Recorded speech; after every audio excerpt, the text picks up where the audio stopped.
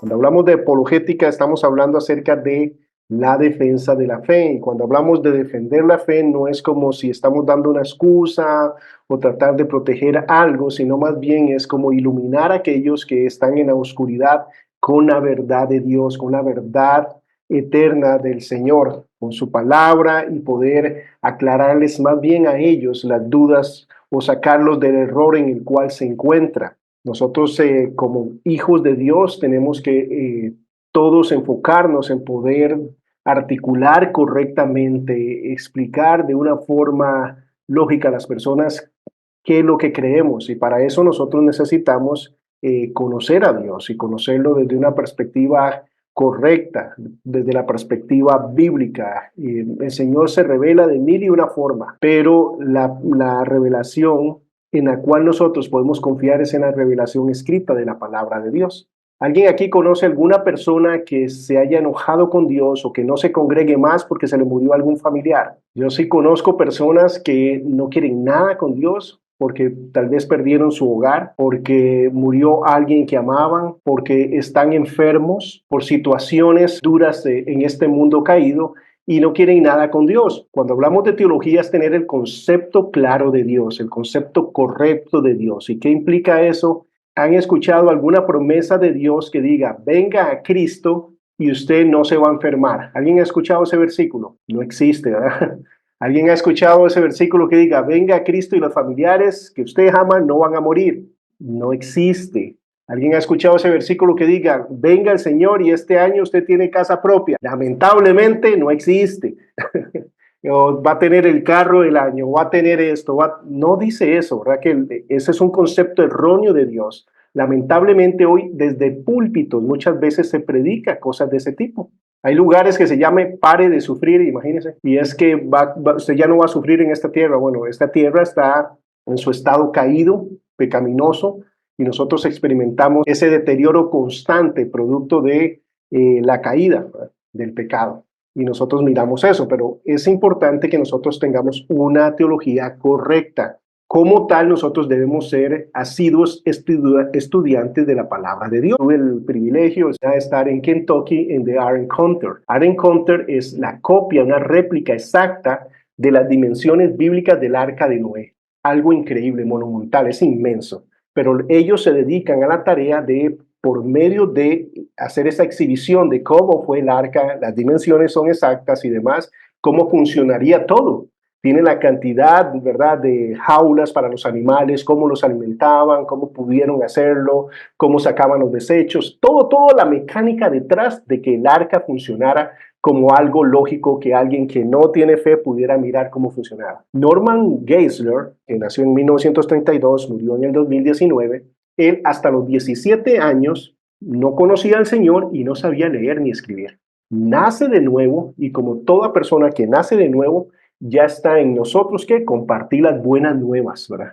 Llevar a otros a Cristo Jesús, es natural, ir y hacer discípulos. Entonces él se dedicó a hacer eso. Empezó a hablar, ¿verdad?, con una persona y salió que era mormona y sabía más de la Biblia que él y lo contradijo y luego le tocó un testigo de Jehová y lo mismo. Él dice, estaba compartiendo con un alcohólico y me empezó con la Biblia a decir que no podía predicarle porque ahí decía, y dice, fuera de contexto el versículo, pero yo no sabía cómo contestarle. Yo dije, tengo dos opciones acá. O dejo de hablar de Cristo Jesús, como lo hace el 85% de los cristianos que nunca comparten su fe. Lamentablemente, esa es la cifra. Paso a ser uno de ellos o empiezo a estudiar.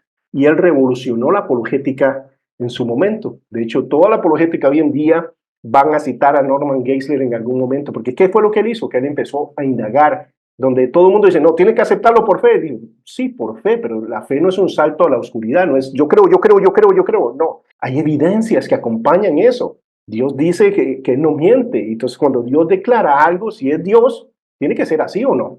Así tiene que ser, si no estamos creyendo cuentos de hadas y no estamos para perder el tiempo. Él se dedicó a profundizar y a responder esas preguntas difíciles que había y es una persona que nos inspira a nosotros, porque no es que tenemos que ser expertos y conocerlo todo porque no lo vamos a conocer todos. Una de las cosas que reforcé cuando yo estaba en el Museo de la Creación, en el Museo de la Creación son evidencias sobre el diluvio, sobre las capas, ¿verdad?, el origen de la tierra, la creación en 6 días por científicos doctores en biología, en química y demás. Y ellos decían, es que no debemos hablar de millones de años, podemos hablar de 6.000 años de la tierra. Todo eso se explica a través del diluvio.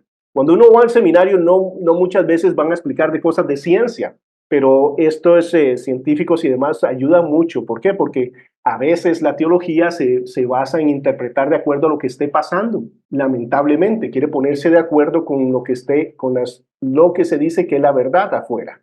Entonces, por ejemplo, por 1800 años, alrededor de 1900 años, Israel no existía como nación. ¿Qué empezaron a hacer los teólogos? La teoría del reemplazo. ¿Qué? Que la iglesia reemplazaba ahora a Israel, que Dios ya no tenía un plan para Israel, y que qué es lo que pasaba con todas las profecías que faltan de cumplirse, se cumplen en la iglesia, entonces no son literales, sino son alegóricas. Claro, si hablamos de lógica, por 1800 años no existía Israel, entonces era como algo lógico a pensar, y eso daba pie para hablarle a personas, pero no en base a lo que Dios había dicho, sino en base al convencimiento humano. Bueno, no es como se hace teología, ¿verdad? Lo que Dios ha dicho es verdad. Ahora, ¿qué es lo que ellos hacen? Ellos dicen, bueno, alguien por tener un doctorado, si yo llego y les digo a ustedes que wow, es imposible tantos años y demás, bueno, y te dice, Víctor, ¿y cuántos doctorados tiene usted? ¿Usted conoce microbiología? ¿Usted conoce esto? No, entonces no tiene autoridad. Eso es este mundo.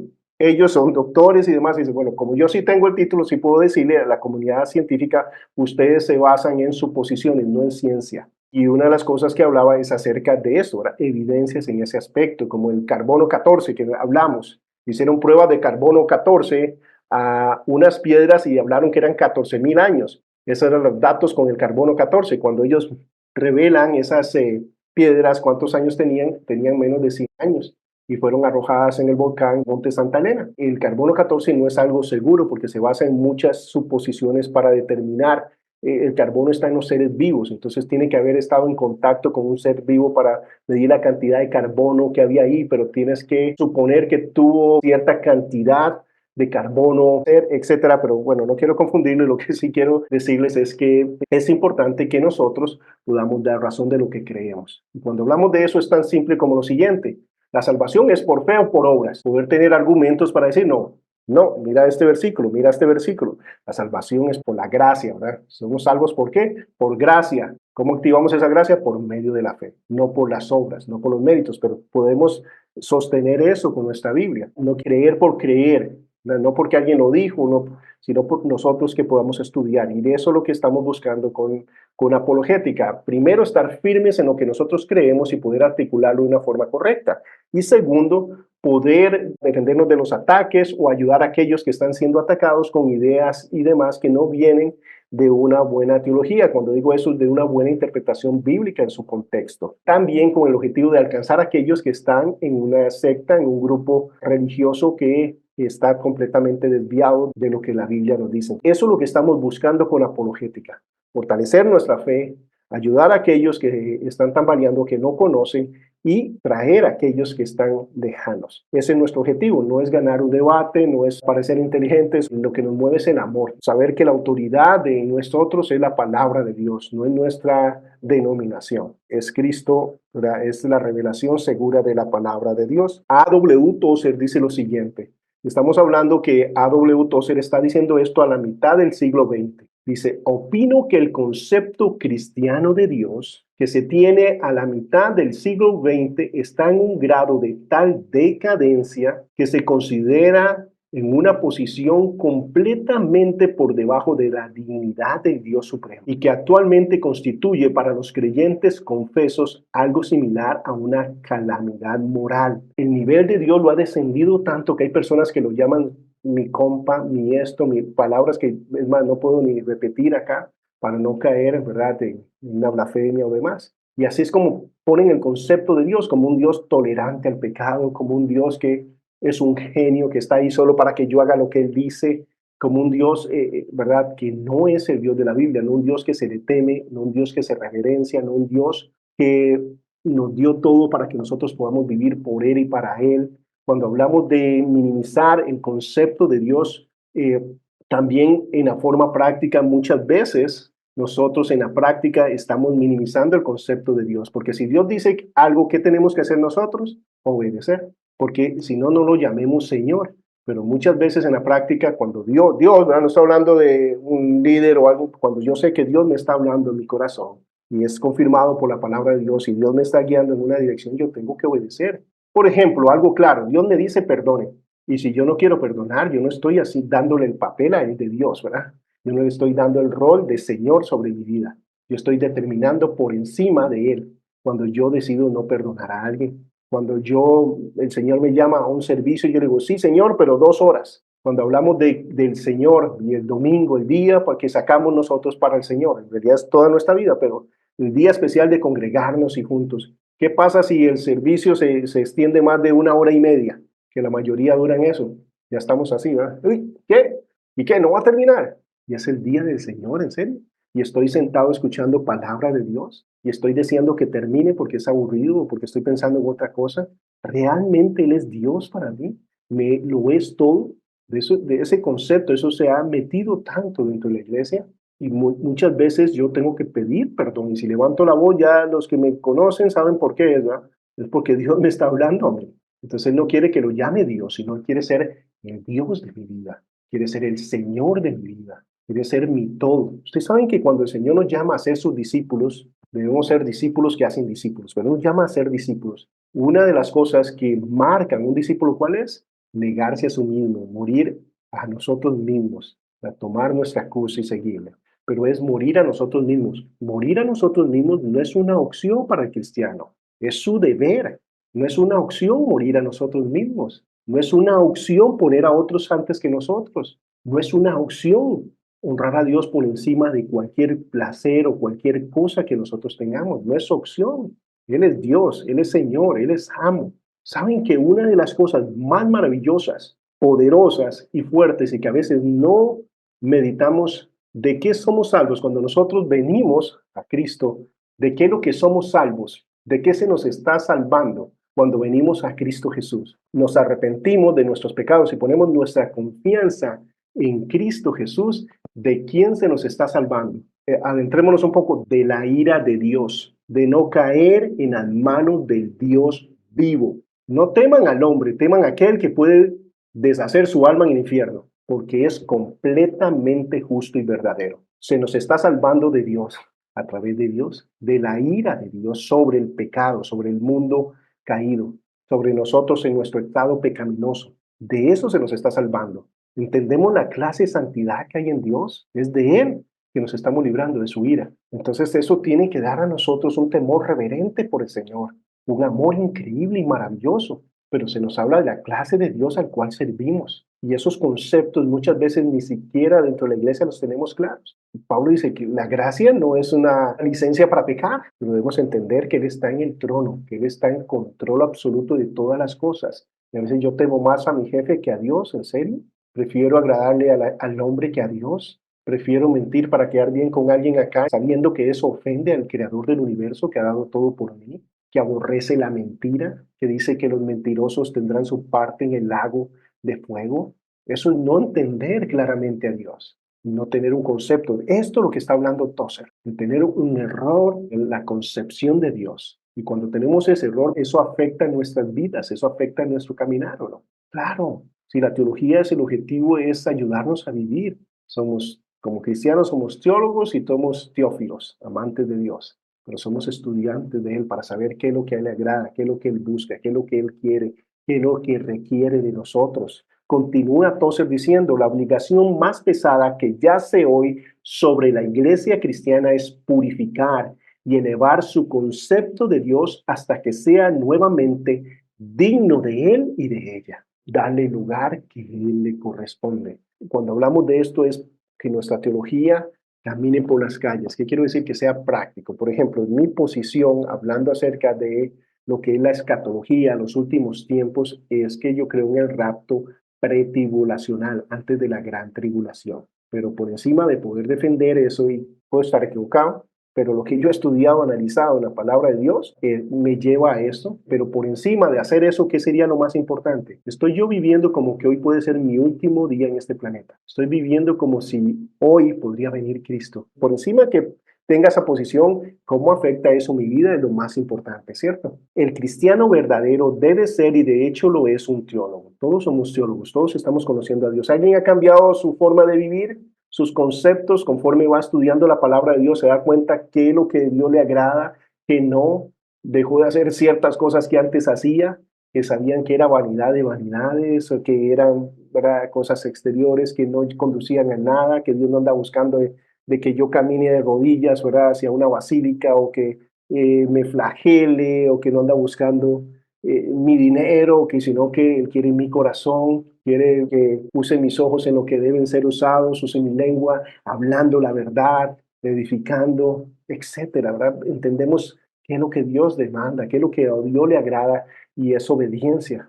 Entonces la teología nos va encaminando ¿a qué? A tener una relación correcta con Dios. Mi relación con Dios antes era una relación de que yo hacía y Él agradecía, y era una relación de obras. Cuando entendí que realmente nuestras obras son como trapos de inmundicia delante de sus ojos, y wow, no se trata de Víctor y de ser mejor y de tratar de ganarme la salvación. No se trata de lo grande de Él, se trata de que Él me salva a pesar de mí. Wow. Todo cristiano debe estar al tanto al menos de algo de la riqueza de la verdad revelada en las Sagradas Escrituras.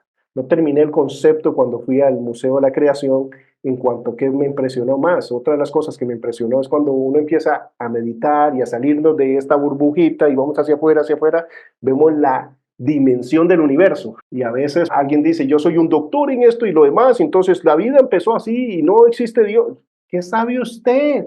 Usted estuvo ahí. Usted tiene un cerebrito igual que el mío. Tal vez habla un poquito más o conoce más, igual que el que diga que conoce a Dios. ¿En serio? ¿Que puede explicarnos todas las cosas? ¿En serio?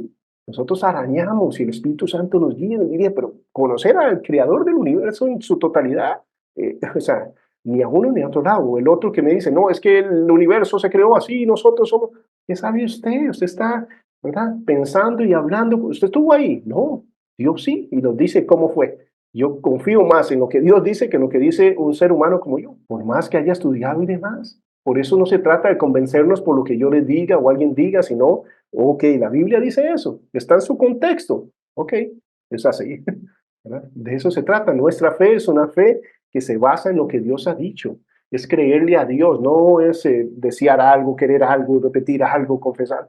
No, se trata de que Dios ha prometido y Él lo va a cumplir. Por eso pasamos eso. Entonces, nosotros sí debemos, ¿verdad?, que si creemos algo, poder, por medio de la Biblia, explicarlo y saber que nos estamos fundamentando en la palabra de Dios, no en nuestra experiencia, no en nuestras ideas, no en lo que alguien nos dice, sino en la palabra de Dios, ¿cierto? Yo por muchos años tenía un montón de posiciones basado porque alguien me dijo que así era, listo, pero yo no estudiaba. Qué importante yo estudiar y tener una convicción basada en eso. Porque cuando he estudiado ciertos temas, digo, wow, yo no estoy de acuerdo en esto, yo no miro esto. Sí, eso me explica este versículo, pero hay 100 versículos que me quedan incompletos. Entonces cambié de posición, no, esta posición me explica estos 120 versículos y tengo problema con 2 versículos que tengo que ver. Hablando, por ejemplo, de una postura pretribulacional de rapto o algo así. Sí, hay como 2 pasajes que yo digo, ok, estos 2 no los comprendo completamente, pero tengo más de 120 pasajes que digo, wow, es que apunta hacia eso, es que explica eso, etcétera. Entonces, en este estudio y todo lo demás, lo importante es que cuando creamos algo, lo creamos y podamos exponerlo. Y debes saberlo con suficiente claridad para declararlo y defender lo que dice. Y lo que se puede declarar y defender se llama creo.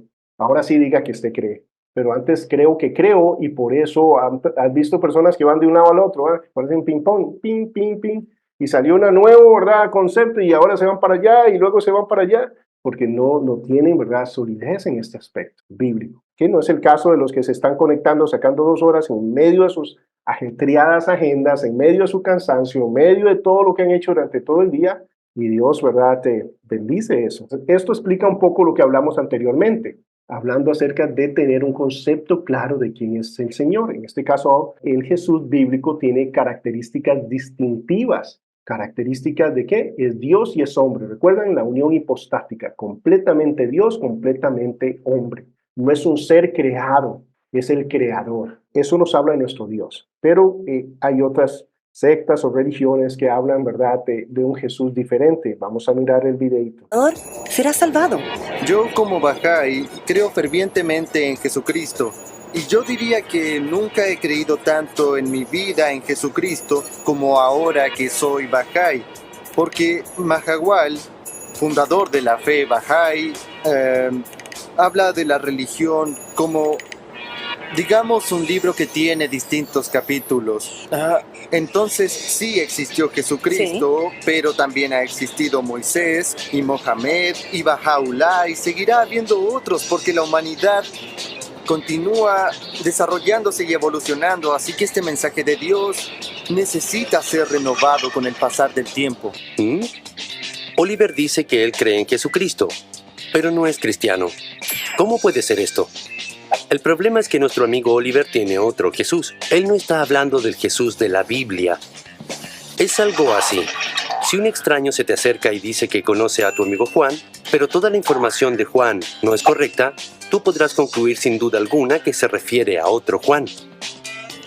Ahora, teniendo esto en cuenta, existen muchas religiones que afirman que conocen y creen en Jesús. Pero eso significa que se refieren al mismo Jesús de la Biblia.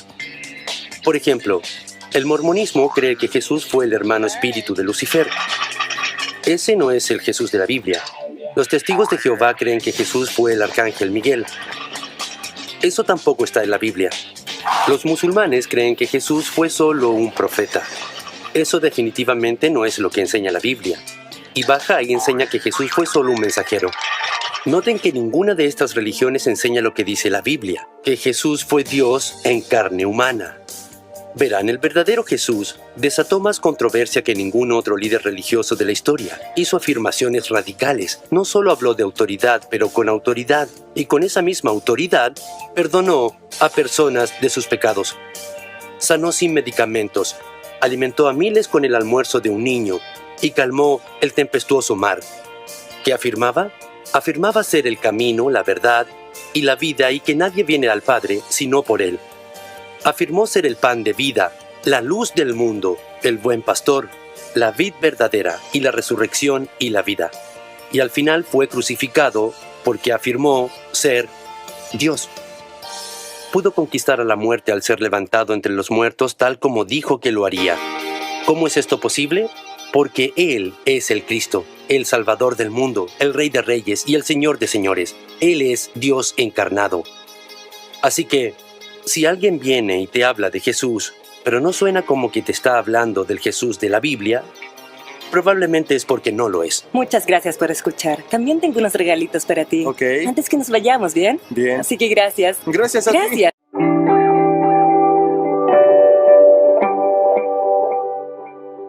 Adelante, Benjamín.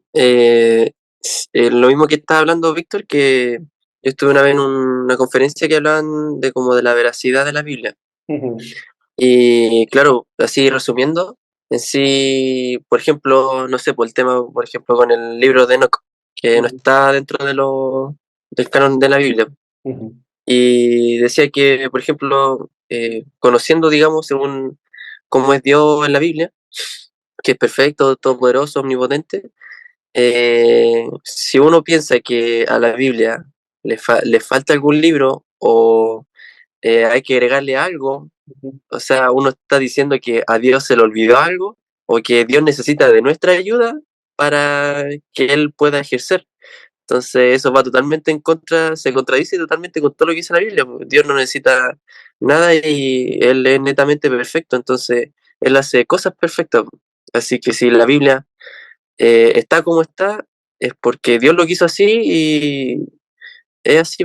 Gracias, Benjamín. Factores como los que dice Benjamín. Teología 1 es bibliología porque ahí de parte todo. Cuando estás en un seminario vas a ver eso. El próximo año vamos a empezar con bibliología. Y en bibliología vamos a ver documentos y demás que hablan acerca de cómo nosotros científicamente, bibliográficamente, podemos comprobar que la Biblia no ha sido adulterada con el tiempo. Evidencias como papiros, como manuscritos antiguos, como los rollos del Mar Muerto, como la Septuaginta y demás que han sido descubiertos y nos ayudan a ver que el mensaje no ha sido adulterado a pesar del tiempo.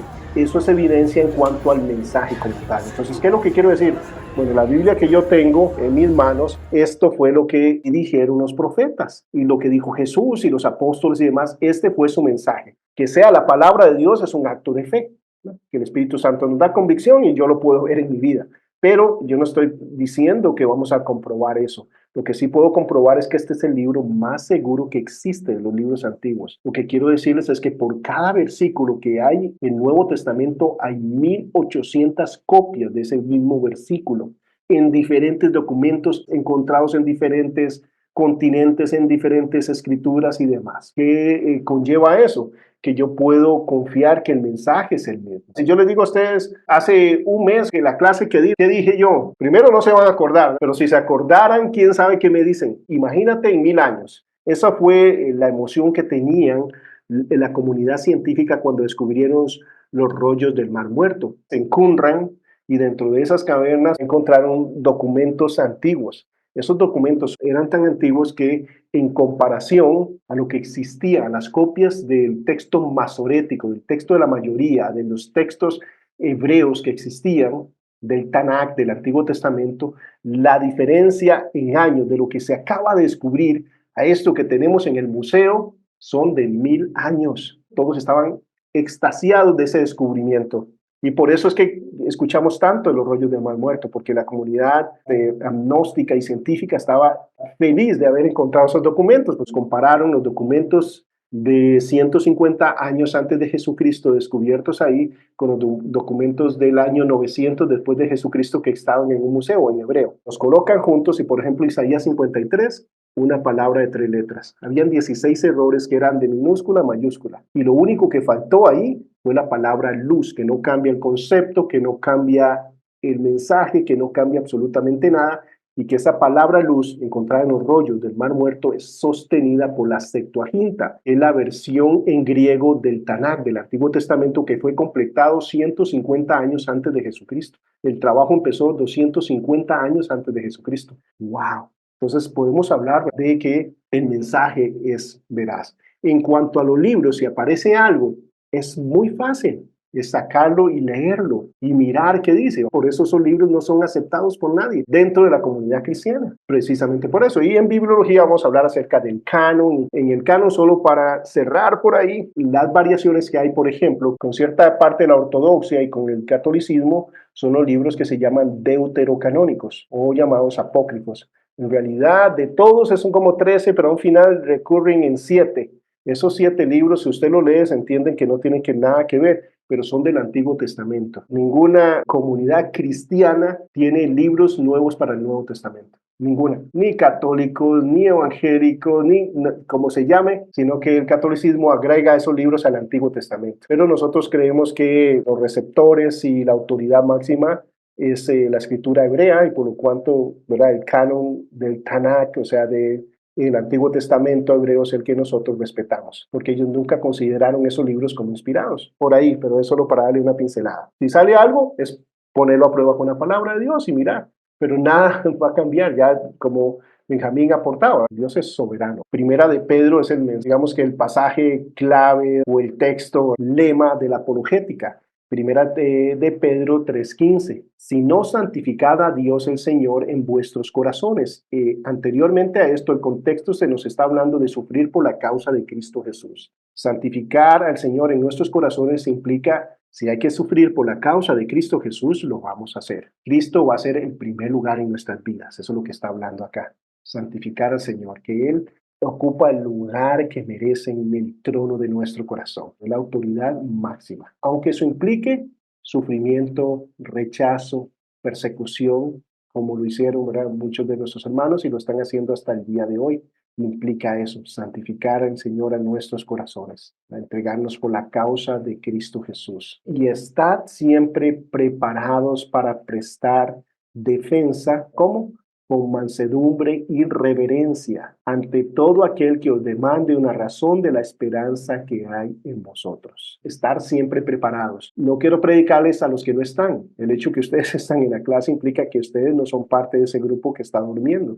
Está sacrificando tiempo, esfuerzo y demás para poder profundizar en las cosas de Dios. pero sabemos de personas que podemos despertar y animar a ser parte de lo mismo. Tal vez no necesariamente estar en la clase, pero usted puede compartir los principios que usted aprende de esa forma. La apologética cristiana es la ciencia de dar una defensa de nuestra fe en Cristo, en la suficiencia y veracidad de su palabra. Algo importante es que lo que nosotros creemos, lo creemos porque lo vemos en la palabra de Dios, en su contexto. Por ejemplo, hay cosas en las cuales yo no soy dogmático. ¿Qué quiere decir eso? Yo no puedo decir, es así, así.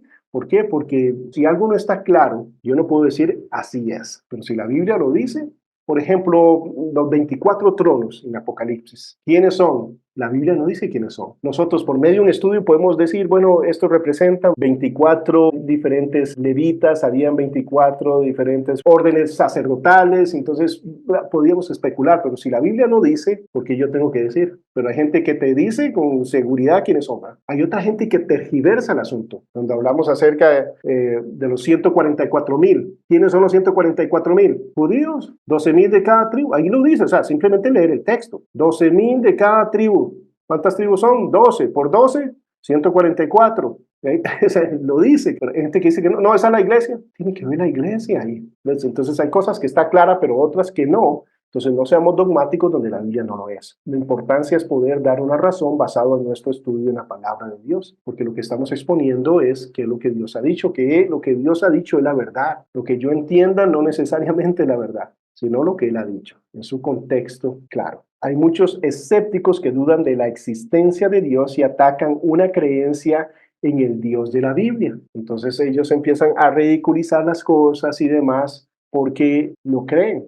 El problema de esto es que esto ha llegado a ser una religión, porque si Dios no existe, ¿qué problema ellos tienen? ¿Por qué tienen que andar buscando adeptos a sus organizaciones? ¿Por qué tienen que hacer seminarios de agnósticos? ¿Por qué tienen que andar proclamando que esto no es verdad si Dios no existe? Si no existe, despreocúpese y viva como quiera, ¿cierto? Pero es que el mal no llega a eso, sino que Richard Dawkins, por ejemplo, pasa haciendo seminarios en todas partes acerca de que Dios no existe, negando cosas claras. En un debate con John Lennox, él claramente tuvo que reconocer a este matemático, científico sumamente brillante, conocedor del Señor, tuvo que decir, bueno, sí, fue un error. En uno de sus libros, Dawkins dice que Jesús no existió y que muchos de los escritores antiguos, de los filósofos antiguos, no creían que Jesucristo había existido como una persona, un personaje histórico. Lennox le dice en un debate, ¿de dónde usted dice que la mayoría de los antiguos no creían que Jesucristo fue un personaje histórico? ¿De dónde? No, dime, mencionen nombres. ¿Quiénes? Porque yo me di a la tarea de estudiar y no existe. Entonces, no, por aquí uno, por allá, y yo, o sea, tal vez por aquí y por allá, pero no puedes decirme ni los nombres porque no he encontrado un solo ejemplo de un filósofo que dijera, ¿verdad? Que no creían que Jesucristo no era un personaje histórico. Pero sí te puedo dar referencias de Plinio el Joven, puedo hablar acerca de, ¿verdad? De Josefo, de muchas personas que testifican acerca de eso. Entonces, eso es una mentira. Es una falacia. Ahora, si usted está por un aspecto científico, ¿qué tiene que ver eso con un aspecto científico? Es una mentira. Vemos ahí el punto que es más una religión, un culto. A eso es lo que nos enfrentamos. Por eso ellos empiezan a atacar la Biblia. Nosotros vamos a mirar en el próximo año, Dios primero, con la mayoría que estén ahí, vamos a ver las pruebas bibliográficas para cerrar estas bocas de personas que no saben. Ahora, esto es teología. Por ejemplo, alguien me dice, Víctor, el Nuevo Testamento tiene 400,000 variaciones. ¿Sabe cuántas palabras tiene el Nuevo Testamento? Alrededor de 138,000. Está diciendo que por cada palabra del Nuevo Testamento existen 3, hablemos de esas variables.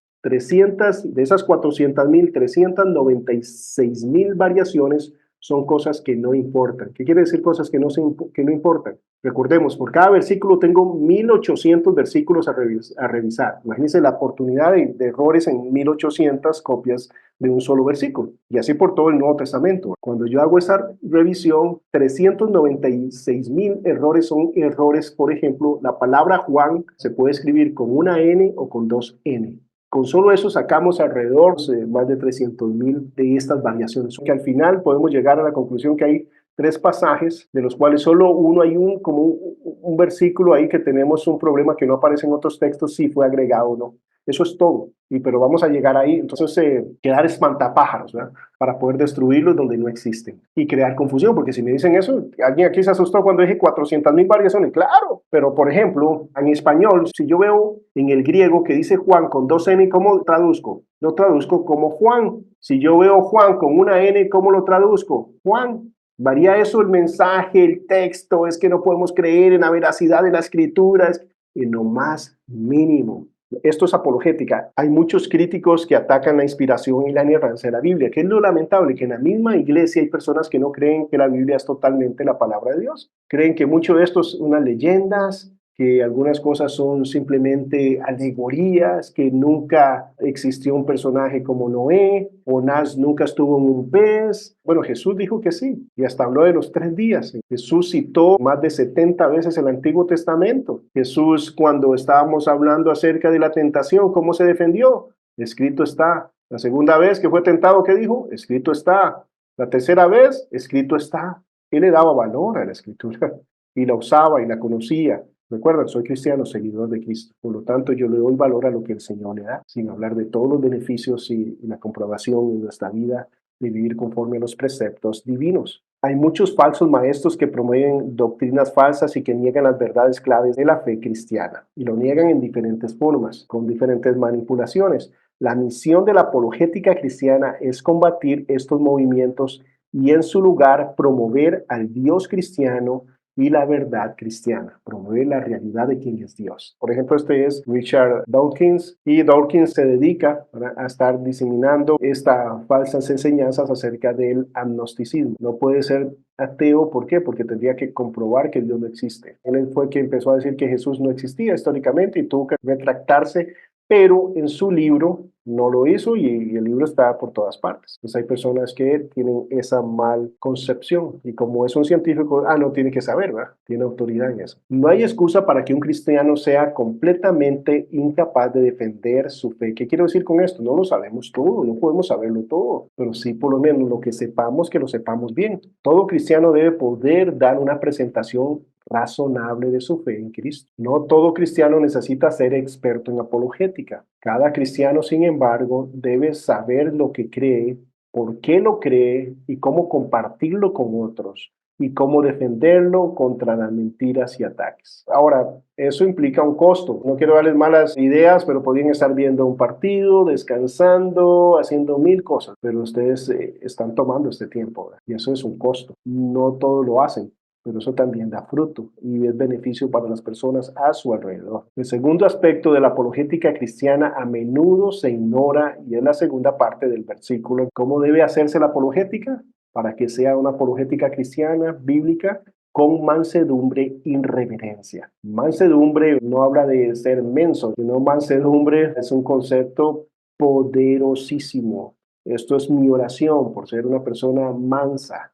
¿Qué significa mansa? Que controla, como amansar un buey, un toro. Alguien manso es que puede controlar sus emociones, puede mantenerse ecuánime en una situación. No se desespera, no explota, sino que puede controlar y canalizar sus emociones para conducirlos de la forma correcta. ¿Y eso es poderoso o no? ¡Wow! Es mi oración. ¿Recuerdan lo que dice? El hombre se jacta de controlar naves y a dominar a las bestias y demás. Pero lo más grande podría ser si puede controlar su lengua. ¿Cómo se debe dar una apología? Con mansedumbre, con reverencia, con respeto. Siempre buscando el beneficio de la otra persona. No es ganar el debate, es poder edificar a las personas a nuestro alrededor. El defender la fe cristiana con apologética nunca debe implicar ser mal educado, grosero, enojado, irrespetuoso. Mientras practicamos la apologética cristiana debemos esforzarnos a ser fuertes en nuestra defensa, ser claros, ser firmes, pero al mismo tiempo saber que estamos representando a Cristo, que dio su vida por cada uno de ellos, por amor. Entonces la motivación detrás de todo esto es el amor. Debemos ser fuertes en nuestra defensa y al mismo tiempo como Cristo en nuestra presentación. Tangentes, claros, firmes, pero movidos por el amor. Si ganamos un debate, pero alejamos aún más a una persona de Cristo, por nuestra actitud, hemos perdido el propósito verdadero de la apologética cristiana, que no es ganar debates, que no es dejar callada a la gente, es traerlos a Cristo. Ese es nuestro objetivo.